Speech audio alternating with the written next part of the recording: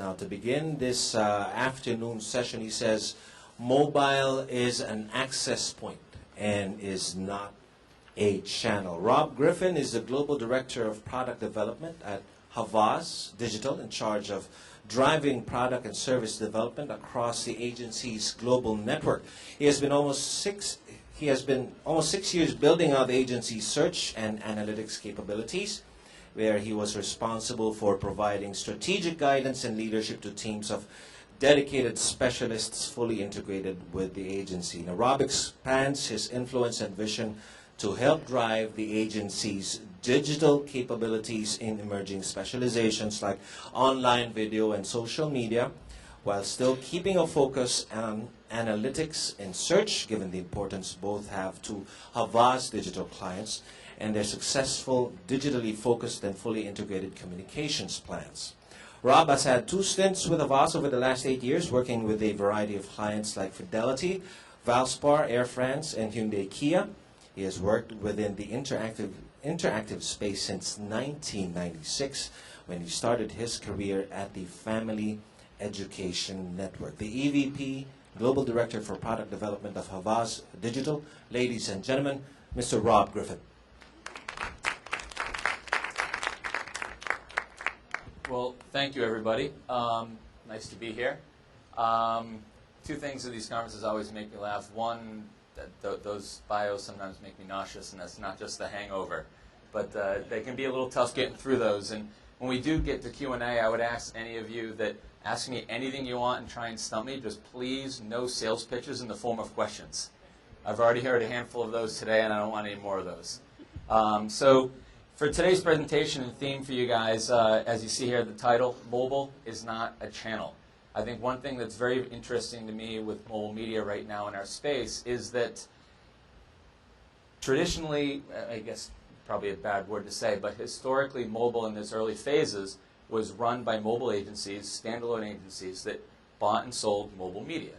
But increasingly with tablets, smartphones, broadband penetration, that print ads are being accessed via tablets. I don't differentiate if I'm buying The Economist magazine for an advertiser or a client of mine, whether I'm buying them in print, online, or on tablet. Same thing when it comes to video. TV is just offline video, then there's online video, and we have mobile video. So increasingly what we're starting to see happen now is the mobile world's having to evolve to really be a specialist to help advertisers and brands mobilize their existing content and their assets. You saw a number of presentations earlier today. A coworker, a peer of mine from Euro up there talking about content and strategy. That's particularly important when it comes to mobile and how you're able to get in front of those consumers and how those consumers are able to access content. So for today's presentation, the 3 overarching themes to this agenda is mobile is now, which might sound sort of like a cliche given that we've been in the era of mobile for the better part of 12 years now. And accept that there's multiplicity of device, and that's one of the key differentiators with mobile, that while publishing is consolidating, you go to countries like Spain, 2 years ago there were 5 TV stations, today there's 3. But the way I'm accessing those stations is fragmenting. Even at my own home in Boston, my wife and I just got a new house, and we got a new TV, and along with that new fancy Samsung TV, it gave me an HDMI cable. So I went out and got an Apple TV. But now I'm actually able to get at the same content through the apps on the Samsung TV, through the Apple TV, or through my cable box. So there's this sort of proliferation of how I'm accessing that content, but the content itself is consolidating. And so one thing that's very, very important in that is that we need to activate and leverage mobile to really engage audiences, because consumers are accessing from a number of different places and a number of different times. So to jump right into the mobile is now theme, one area that, again, that I wanted to hammer home on, given the title, is that mobile is not an advertising channel. It's an access point where consumers find brands and find content of interest to them, particularly if you even use search. We had a long discussion at lunch with Arthur from Movex and a number of other guys from my agency talking about search. Well, with search, consumers use search for 3 basic and fundamentally simple reasons. I want to discover something new, I want to immerse myself in that topic, and then I want to navigate to what I want, when I want it. And if you think about that and the implications mobile has in that, in that, as an example, there's 22 billion unique monthly searches on average in the United States on a monthly basis. Only 14 billion of those actually occur on one of the major search engines. That means all those other searches are happening in Facebook apps, weather apps, travel apps, very vertically specific apps that have very, very specific content.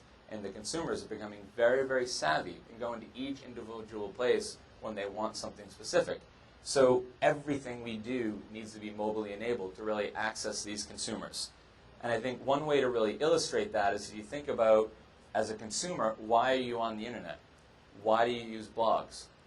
Why do you go to social forums and communities? Well, because we have physical and social needs as human beings. We want to share. It's in the nature of the way we are. And then I have very specific digital and content needs. And the mobile device is really the palette in which I'm using to connect these entities together. And increasingly I'm doing it in apps. As I said, increasingly I'm doing it via mobile browser, I'm doing it via tablet, I'm doing it via smartphone. So it's very, very important. And really what's driving this growth and expansion with mobile, in my opinion, is simplicity and accessibility. With the proliferation of broadband and high-speed internet access and smartphones and devices like tablets, it's become so simple, our kids can use them. It's funny that this is a coworker's little girl. It was a good picture. I was trying to find one of my own, and I actually have to admit I ripped off a couple of slides from a coworker, and I couldn't find a good picture of my own, so I used his slide here. But this is just this little girl using an iPad. It's funny how simple Apple has made these devices work for us, that it's funny to me now. I watch my 2-year-old at home walk up to my 50-inch TV screen and swipe the screen when she wants to change the channel. And she gets pissed when it doesn't work. Right? So, the simplicity of it is amazing. It's just intuitive. I don't need to read the instruction manual. I just turn it on and it works. And depending on what my needs are and where I am at that given time, I have very, very specific functions and needs that I'm trying to solve. And so I really think the time for mobile is now, even though we've been saying that for the better part of a decade, is because now technology, high-speed internet access, and the accessibility and usability of the devices have gotten to a point where we've hit a sort of a collision point, and it's become very, very important. That collision point really happened last year, and if you think about that in terms of the number of smartphones exceeding the number of PCs sold, increasingly now you walk into boardroom, you walk into corporate meetings, they're all sitting around with an iPad. They don't have a laptop out anymore. It's increasingly bizarre, and you always look at that one guy in the room that has a laptop that looks like a brother word processor that you had in university, right? That big giant tank of a laptop. It just looks out of place and weird. So that proliferation and sales of those devices only ensures that this is going to grow even further. And so finally now, after a decade of saying it's the year of mobile, we're finally going into the years of mobile. And there's some nice statistics here, and you guys can read most of this on your own here. But some of these ones, if you look at the amount of access of mobile web, PC versus smartphone sales, the amount of transactions, these are fascinating statistics. I work with a number of travel clients in the United States, and at the end of 2010, they saw 1, 2, 3% of their online hotel bookings coming from mobile. By the end of last year, that was almost 20%. That's a huge leap, huge leap. And the interesting thing with that from the consumer perspective, and if you're a brand and you're a marketer, you need to ensure and really think about whether some of the conversations earlier about social monitoring and trying to understand your audience, and the gentleman had that amazing sales pitch about the research he was doing, even though he had to pose it in the form of a question. You really need to understand you really need to understand what your consumers are doing and why they're doing it. Because with mobile, it's become very interesting that is an HTML5 play okay for you, or do you need a native app for each device? Can you just let Google Wallet and Amazon, or iTunes for that matter, handle all your transaction processing? Or do you let PayPal do it? Do you need to invest in your own transaction processing? It really depends on where you are in that pendulum and how consumers are accessing your brand and how often they're accessing your content and your brands through mobile devices. And as clearly you can see from these statistics here, that's only going to grow and it's only going to become bigger. And that global tipping point, as I was saying before, is really 3G access, high-speed internet access. You can go to Seoul, Korea, and the entire city is wired. I can sit in a taxi cab and be on Wi-Fi on my iPhone. I live in Brookline, about 5 minutes outside of Boston, and my entire town's Wi-Fi. I can just drive around town and ride my bike, and I'm on Wi-Fi. That just means increasingly I'm using my phone and my mobile devices for everything. I for one, now, different people have different preferences, but I don't bother with sort of e-readers. I don't have a Kindle.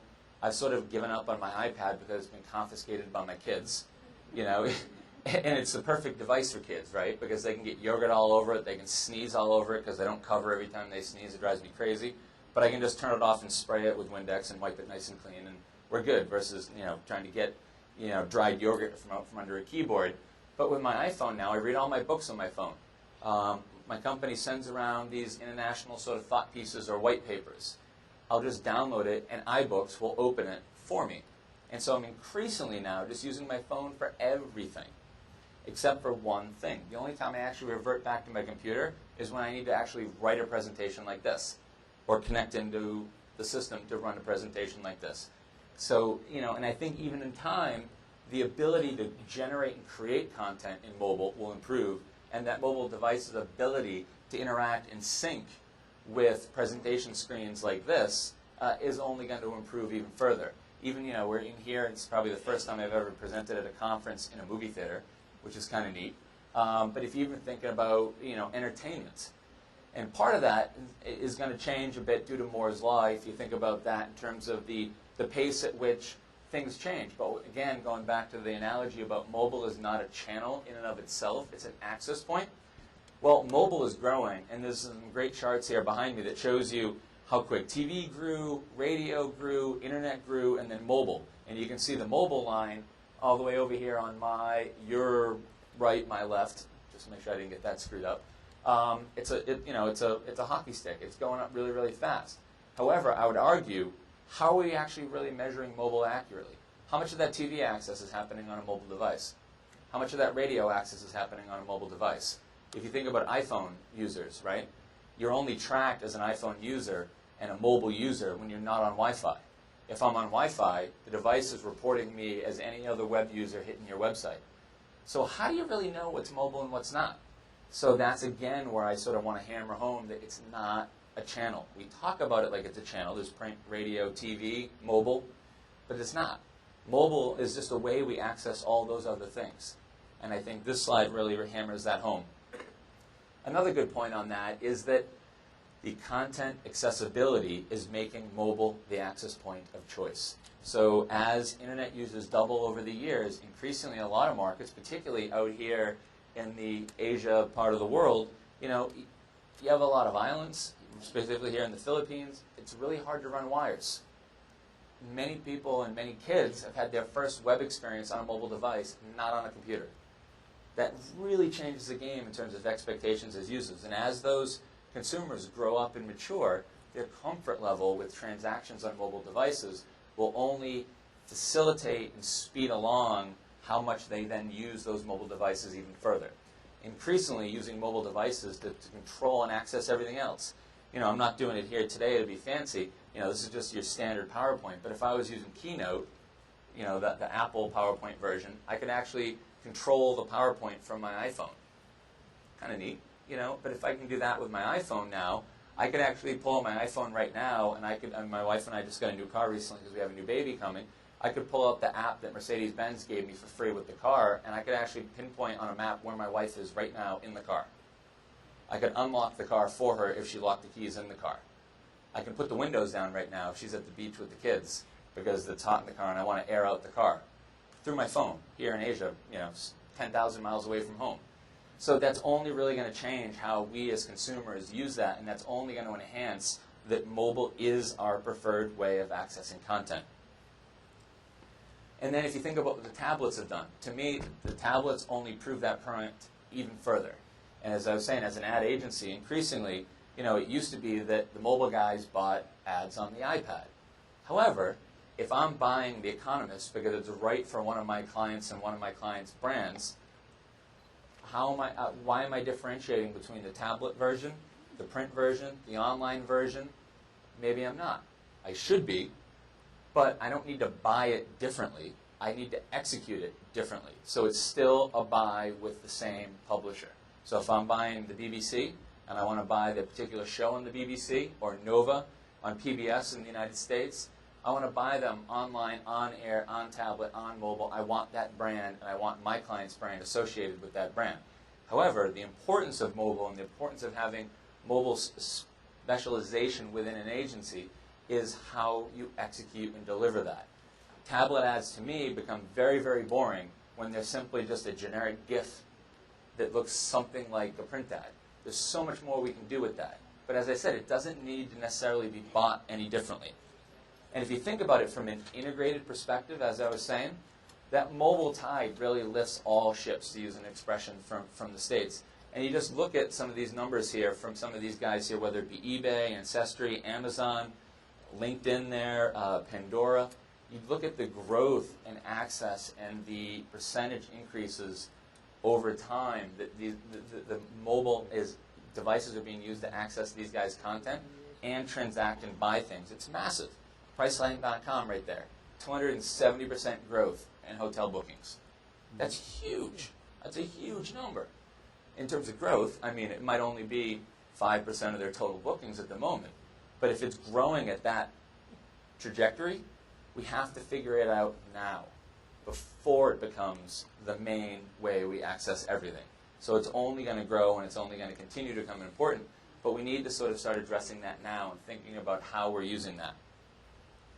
So in terms of accepting, as I was saying, the multiplicity of device, it's just the nature of the world we live in. I think this slide here illustrates the example I gave before of, as I said, I just got a new TV in my house, and I can get on Netflix through the app on the TV, through my Apple TV, or I can get it through the cable box. They all have the same access there. So what's becoming very interesting to me is starting to think about strategically from a content strategy, how do I want to let consumers access which content and where? So in that scenario, there is duplication that I can access the same Netflix shows through 3 different separate devices and watch it on the same screen. However, each does have a percentage of content that the other does not have. So it becomes a very interesting play. And I think over the years, we've seen this sort of battle manifest itself out with a lot of shows. Heroes, which was a TV show in the U.S. about people with superpowers and whatnot, right? And they, for a while you could get it on iTunes. But then they NBC got into a fight with iTunes and they stopped selling it in iTunes. You can only get it through Amazon. And now you can only get it on Netflix. So there's a power play to be had there. And Google and the Apples of the world are going after each other very, very aggressively because they know that that mobile access is really the ticket to driving greater consumption of the content they want to sell you. And so if you think about how, what mobile can offer in that context, in my opinion, what mobile really offers is cross-channel continuity. So we know that consumers sit there and have their iPads out, they have their phones out when they watch TV. Many of you are probably sitting here now being like, who is this friggin' idiot on stage? He's very, very boring. And you're checking emails in your phones, you're checking BlackBerries, you're sending texts to people. So we're all multitasking. And the mobile provides an excellent opportunity for continuity to connect all these different disparate marketing and communication efforts that we're already doing as companies out there, whether we're B2B or a B2C, whether you're a pharmaceutical company or an ad agency. The mobile is how you're connecting all that together. Just yesterday alone, we uploaded this presentation onto SlideShare. It got over 100 views within the first hour, to a point that SlideShare shut it down and paused it because it ended up getting so much, the propagation of access got so big that they sort of paused it for a bit.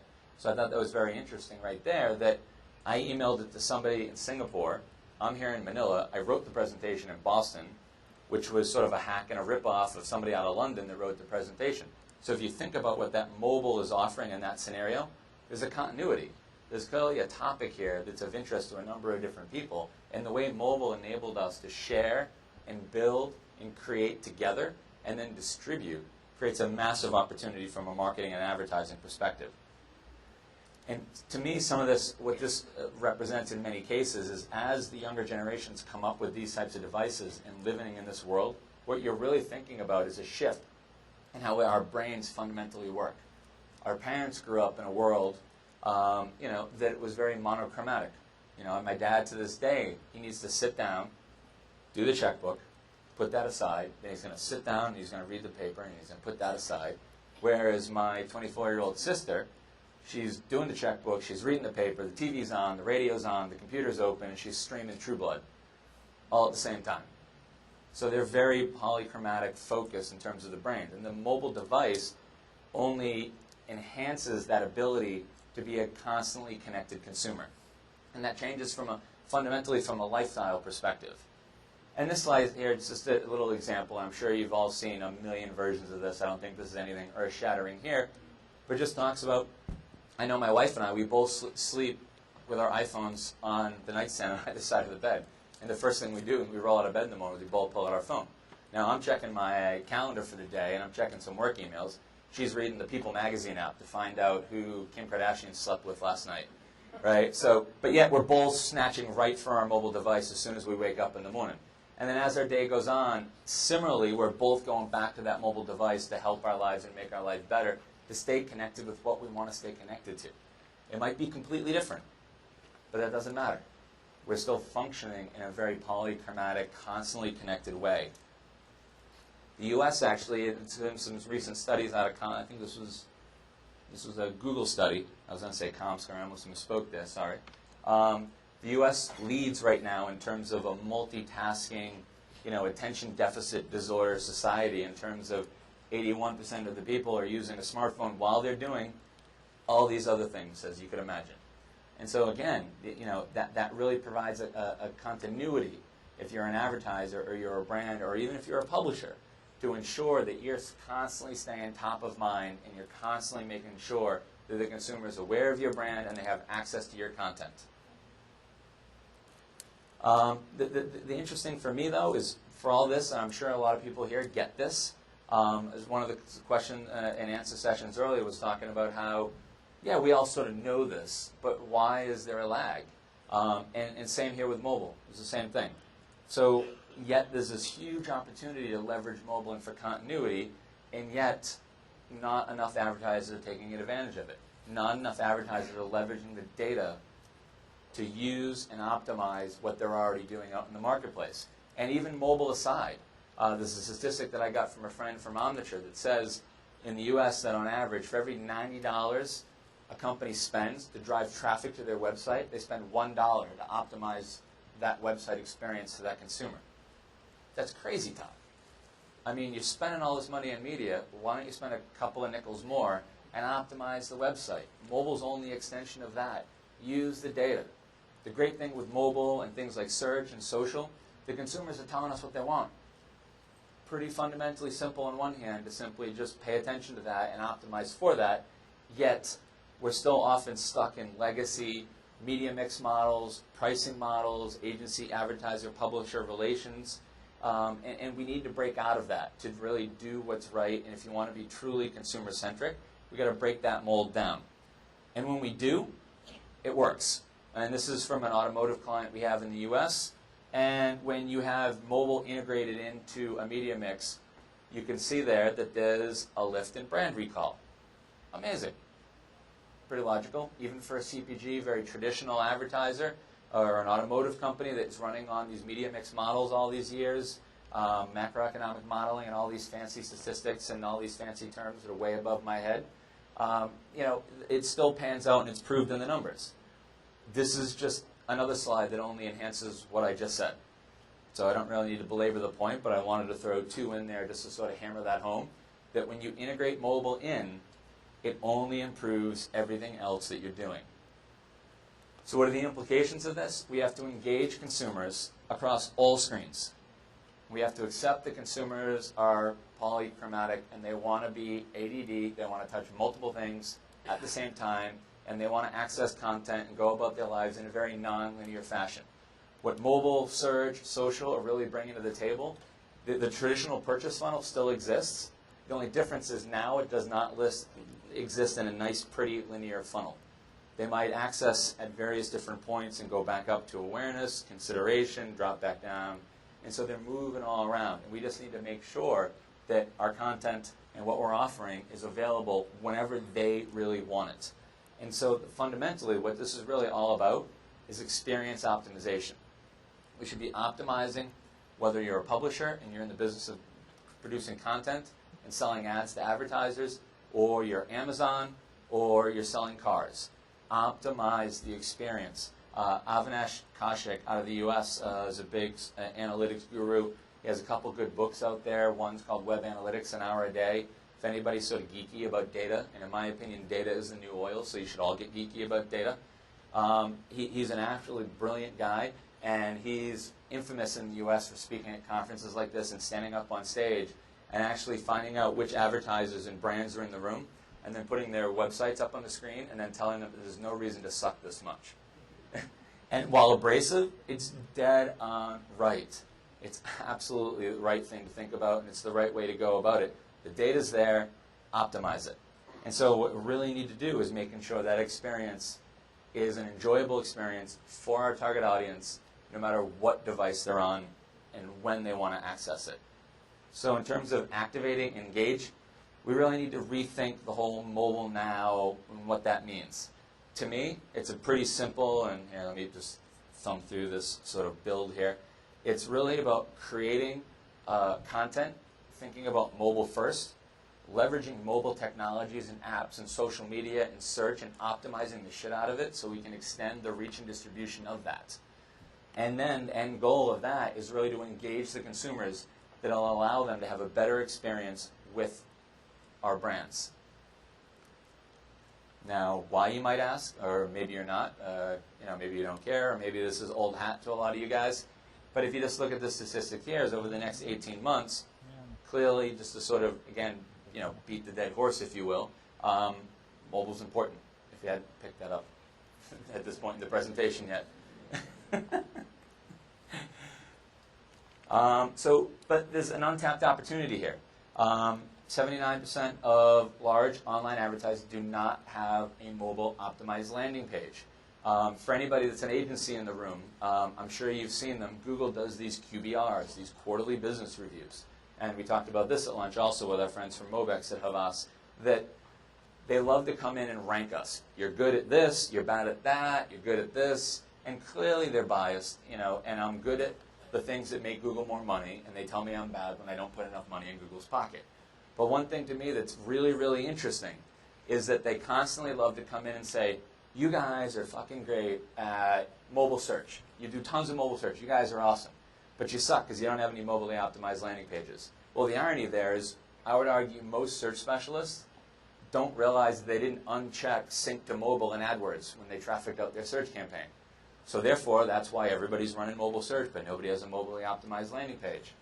And you don't have to go out and jump and overhaul your entire website with HTML5. You don't have to run out and make sure you have an app that's specific to each mobile device's operating system. There's very simple things you can do. There's a company in the US called Cavario. They have a mobile optimized landing page solution. Very simple tool to turn on. And what it does is it sniffs the browser from the device between the search results page, and that user clicks through to the advertiser's page, and it optimizes the page to look good on that device. So it's a nice, easy way to provide your consumers a better experience without necessarily having to sort of boil the ocean all at once. But you've got to start somewhere with that, and we've got to leverage that. So in summary, because I know I only had a certain amount of time here and want to save some time for some Q&A for you guys, is, again, think about mobile first. It's central to the daily lives of consumers, i.e. us. I think most people in this room would probably acknowledge that. I saw a number of people walking around here today with multiple mobile devices in their hand. People walking around with 2 or 3 iPhones in their hands. So my guess is this lot sort of gets that. I see a number of laptops open. I count that as mobile. So clearly we live in this world, so it makes sense. The challenge we have with mobile right now is the expression I would use at home is that it's the cobbler's kids goes without shoes, right? So we live, eat, and breathe mobile, but we're not helping our clients and our advertisers and our brands mobilize enough. And mobile really enables us to, as I said earlier, optimize the consumer experience with our brands and engage with them in, maybe not real time, but damn near real time, and you can get pretty close to that. And so with that, I'll turn it over to Q&A, and then I'll thank you in 8 languages.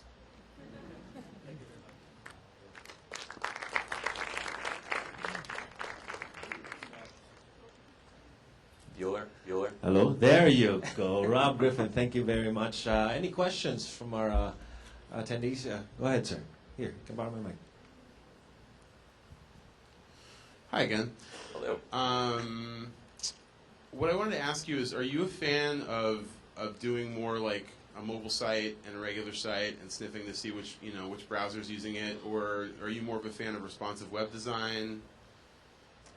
I think not to give you the sort of industry agency sort of it depends answer, but it sort of does. I'm a big fan of doing what's right for the consumer and the experience, but I think it largely depends on, again, going back to the point of using the data.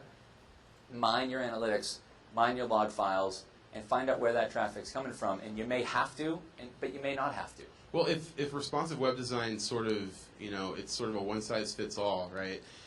When is it more appropriate to do that, and when is it more appropriate to do like mobile only or? But it depends on the volume, right? Look at Facebook, for an example. Would anybody here disagree if I said Facebook's mobile app sucks? Does anybody agree or disagree? It's pretty shitty, right? Because they tried to make one app, right, that fits everything. And it doesn't fucking work. And that's why they're rolling out Facebook apps that are native to each individual device going forward. There you go.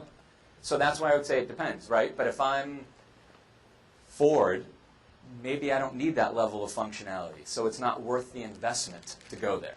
So, Thank you. Sure. Any more questions? Go ahead, sir. Hey, how are you? Good, how are you? Good, good. I'm Karthik with AdPhonic. I run AdPhonic in Asia Pacific. We're growing pretty fast, and your old pal Dave Morgan says hello in Spanish from Madrid. He just sent me a text. Too funny. Yeah, so... Small world. Yeah, See, small mobile. world. See, again. Absolutely. So to not sound like a stuck record and be a one-trick pony, mobile is great, but mobile is just a medium, right? I mean, it's not really a silo. And brands aren't really spending that much money on mobile advertising yet. They're going, full on in social and digital and so on. So how do you unlock anything useful in mobile? Sure, it's a question Arthur and I are asking and banging our heads against the wall every day with. So Sure. how do you get people in the West to spend money, and how can we do more of that in the Philippines and Singapore and other places? I'd argue social's in the same bucket. They're not spending that much money on it. It's one of those things, there's a lot more lip service than there is dollars being spent against it, right? And so I think fundamentally, I think the lag is that it's purely viewed as an advertising vehicle, not a consumer touch point. And if you think about it from a consumer touch point, it's more about marketing communications. It's more about content distribution, right, than it is about putting an ad in front of somebody and buying an ad. And so it doesn't show up in a media planning mix, right? I think that's the short-sighted view of it, and I think that's where it struggles right now. Because from an ad vehicle perspective, that's where it struggles. And I think mobile is a slightly different sort of animal in that it's such a fragmented space that getting scalable, efficient mobile inventory is a challenge. And that's sort of the dirty secret of the agency world is that a client pays me a commission to go buy their media. The more time it takes me to buy that media, the less money I make.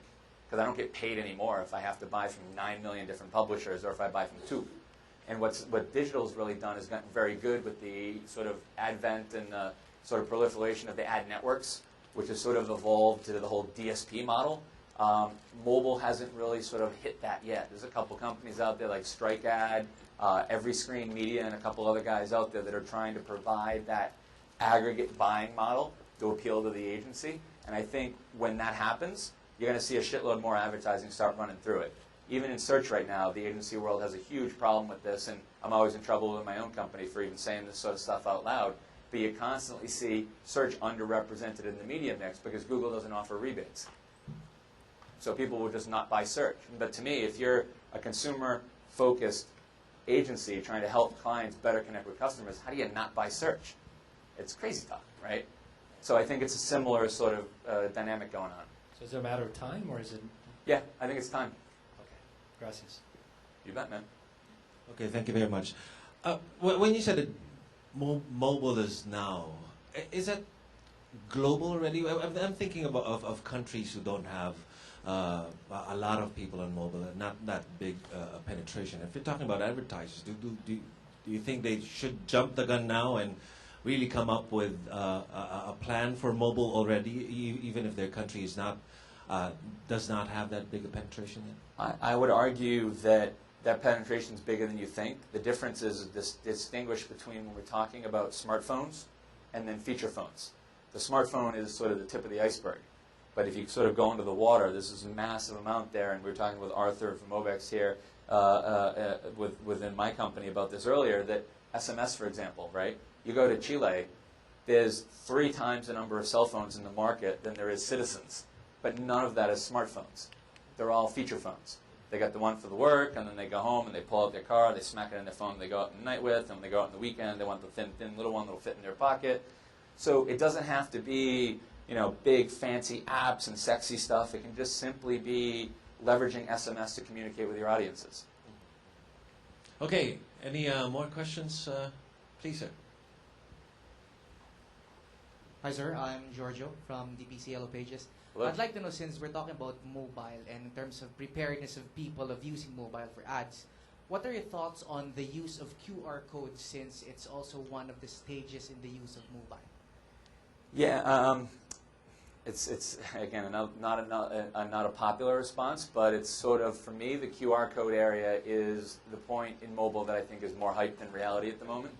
It's there, it's nice technology, it's kind of cool, but how much are any of us really using it? And for me personally, even with a smartphone, it's sort of a pain in the ass to get the camera out, take the picture, sync with it.